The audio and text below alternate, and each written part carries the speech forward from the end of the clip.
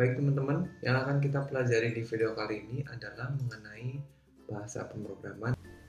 Ya, jadi saat ini ada banyak bahasa pemrograman ya. Bahasa pemrograman itu mulai ada sejak pertama kali ada komputer. Nah, tapi yang populer dan banyak digunakan itu tidak sebanyak itu. Ya, jadi hanya ada beberapa. Nah, maksudnya populer itu bahasanya digunakan oleh banyak aplikasi-aplikasi terkini, digunakan juga oleh banyak orang, komunitasnya banyak, dan juga ada banyak pekerjaan yang membutuhkan keahlian untuk bahasa tersebut. Nah, sekarang kenapa kok banyak bahasa pemrograman ya? Kalau misalnya kita tahu di video sebelumnya yang kita lakukan adalah memberikan instruksi sederhana pada komputer. Nah, kenapa nggak cuma ada satu bahasa komputer gitu misalnya? Nah, ternyata bahasa tersebut memang ada, ya, tapi bukan bahasa-bahasa ini. Jadi, komputer atau CPU yang ada di komputer kalian itu tidak bisa memahami bahasa-bahasa ini. Bahasa yang dipahami oleh komputer itu dinamakan dengan bahasa mesin. Begitu ya.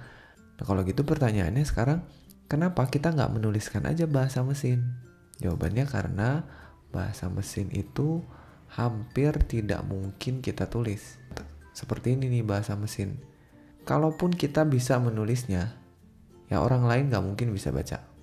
Ya karena bahasa mesin itu memang untuk mesin, bukan untuk manusia. Ya, jadi bahasa-bahasa ini adalah bahasa yang diciptakan untuk menjembatani bahasa manusia dengan bahasa mesin. Nah, sekarang balik lagi pertanyaannya, kenapa bahasanya banyak? Ya karena seperti bahasa manusia aja lah ya, pada umumnya kan ada banyak bahasa manusia, banyak orang yang ingin membuat bahasa sendiri. Ya, seiring dengan perkembangan teknologi dan juga banyak bahasa pemrograman yang memang didesain khusus untuk tipe program yang spesifik. Begitu. Ya, jadi kalau kita lihat ke sini, kalau misalkan CPU itu memahami bahasa mesin, gitu ya, jadi kalau misalkan bahasa yang paling dekat dengan CPU itu disebut dengan bahasa mesin, dan yang paling jauh itu bahasa yang semakin mendekati bahasa manusia, ada bahasa yang mendekati bahasa mesin itu disebut dengan bahasa assembly. Nah, bahasa assembly ini disebut dengan bahasa tingkat rendah atau low level language. Ya, sedangkan bahasa-bahasa yang mendekati ke bahasa manusia seperti C, Python, JavaScript itu disebut dengan bahasa tingkat tinggi atau high level language. Bahasanya semakin ke atas itu semakin mudah untuk ditulis dan dibaca oleh manusia, tapi semakin lambat. Kenapa? Karena bahasa tersebut harus diterjemahkan dulu dan dioptimasi ke dalam bahasa mesin. Gitu ya. Walaupun sekarang perbedaan kecepatan itu tidak terlalu penting karena sekarang hardware atau CPU itu sudah semakin canggih. Nah, sekarang yang penting adalah bagaimana kita menuliskan bahasa tersebut menjadi kode-kode program atau yang nanti akan kita kenal dengan nama source code. Ya, jadi lain kali kalian ngoding, apapun bahasanya, itu sebenarnya adalah kalian menuliskan source code untuk nantinya diterjemahkan ke dalam bahasa mesin. Begitu. Untuk mulai menulis program, source code atau statement, ada 3 hal yang harus kalian perhatikan terlebih dahulu. Ya, yang pertama adalah bagaimana menulis source code itu sendiri. Ya, jadi kita harus tahu dulu nulisnya di mana, menggunakan aplikasi apa, dan gimana nulisnya. Yang kedua, kita juga harus tahu bagaimana source code tadi dikonversi ke dalam bahasa mesin. Ya, meskipun kita nggak akan lakukan ini secara manual, ini biasanya sudah dikerjakan secara otomatis, tapi minimal kita tahu mekanisme atau konsep di balik konversi ini. Dan yang ketiga, kita juga harus tahu bagaimana mengeksekusi source code kita agar bisa kita gunakan nantinya. Ya, sekarang kita akan bahas dulu bagian yang pertama adalah menulis source code. Jadi, bahasa pemrograman itu ditulis dengan menggunakan sebuah teks sederhana atau yang disebut dengan plain text. Ya, untuk menuliskan source code ini, kalian bisa menggunakan text editor sederhana yang biasanya sudah ada di dalam sistem operasi kalian. Ya, contohnya jika menggunakan Windows itu ada yang namanya Notepad, atau kalau kalian menggunakan Mac itu ada yang namanya TextEdit. Ya, jadi ini adalah text editor sederhana yang sebetulnya sudah cukup untuk membuat program atau menuliskan source code. Ya karena sebetulnya source code itu hanyalah sebuah teks sederhana aja. Seperti kalian menuliskan file txt. Ya ini misalnya, saya punya beberapa contoh penulisan source code untuk program sederhana. Ya misalkan ini saya tulis menggunakan JavaScript yang pertama ini. Lalu ini yang kedua, saya menggunakan Python. Yang ketiga, saya menggunakan bahasa Ruby. Dan yang keempat, ini menggunakan bahasa Perl. Ya, jadi sebetulnya kalau kalian lihat ini sama aja dengan kita menuliskan teks biasa. Ya, hanya ekstensi filenya aja dari masing-masing bahasa ini yang berbeda. Begitu ya. Jadi yang kita tulis ini sekali lagi adalah plain text, bukan rich text. Nah, kalau kalian lihat software seperti ini, ya contohnya Microsoft Word di mana kita bisa memberikan style atau formatting pada tulisan kita, atau juga kalau menggunakan text edit tapi dengan mode rich text, ya kita juga bisa memberikan formatting pada tulisan kita seperti memberi bold, italic, underline, mengatur warna. Ini adalah contoh penulisan rich text. Ya, source code nggak perlu fungsi-fungsi seperti ini. Ya, karena kita nggak perlu kasih bold, kasih italic pada source code kita. Paham ya? Kalau kita kembali ke sini, maka kalian bisa lihat bahwa ini adalah sebuah program yang utuh untuk masing-masing bahasanya. Meskipun sangat sederhana, di mana fungsinya hanya untuk menampilkan tulisan Hello World aja.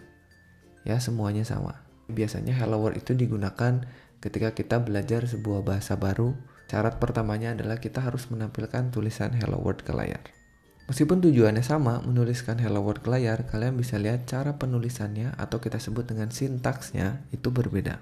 Nah, tapi kalau kalian lihat ini, misalnya tadi saya punya sebuah sintaks atau statement untuk menuliskan Hello World pada bahasa Python. Di bahasa pemrograman yang lain seperti Lua, itu juga menuliskan Hello World sama aja dengan menggunakan print. Nah, ini kalian bisa lihat bahwa ada beberapa bahasa pemrograman yang memiliki sintaks yang hampir sama. Ya, walaupun Python dan Lua ini sebetulnya dua bahasa yang berbeda. Tapi kebetulan aja ada beberapa sintaks yang sama. Contoh lain kita bisa lihat di bahasa PHP. Di PHP juga sama, kita bisa menuliskan Hello World dengan menggunakan print. Tapi ini nggak akan jalan di PHP. Karena kalau di PHP, itu kita harus memberikan blok seperti ini dulu. Ya, sebelum print kita tambahkan lebih kecil dari tanda tanya PHP, lalu diakhiri dengan tanda tanya lebih besar dari. Nah, ini baru satu program PHP yang utuh.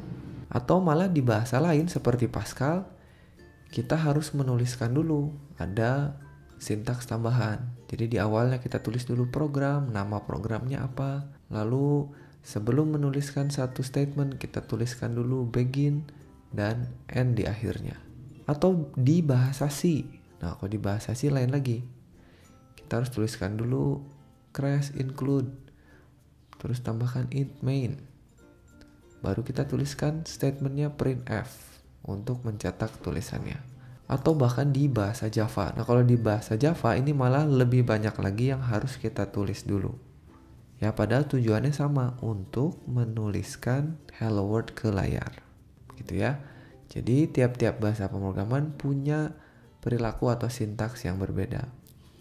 Sekarang masalahnya, apakah kita harus menghafalkan blok program ini? Ya, hanya untuk menjalankan perintah Hello World ini? Jawabannya bisa ya, bisa tidak. Kalau jawabannya ya, itu karena kalian akan menggunakan text editor sederhana seperti Notepad. Ya, karena di Notepad kalian harus menuliskan semuanya satu persatu. Gitu, karena Notepad sederhana sekali. Tapi ada software yang bisa memudahkan kita untuk menuliskan source code. Ya, software tersebut sebetulnya sama seperti text editor, tapi khusus untuk programmer. Yang pertama, ada yang disebut dengan kode editor. Gitu ya, yang salah satu contoh tampilannya adalah seperti ini.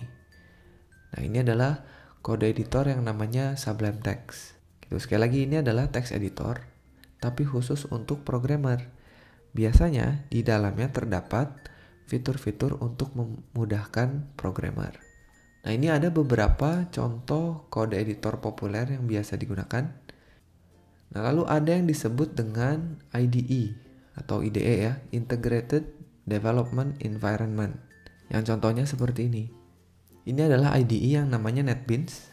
Ya, jadi ini adalah sebetulnya kode editor juga, tapi memiliki fitur yang lebih lengkap dan lebih kompleks lagi.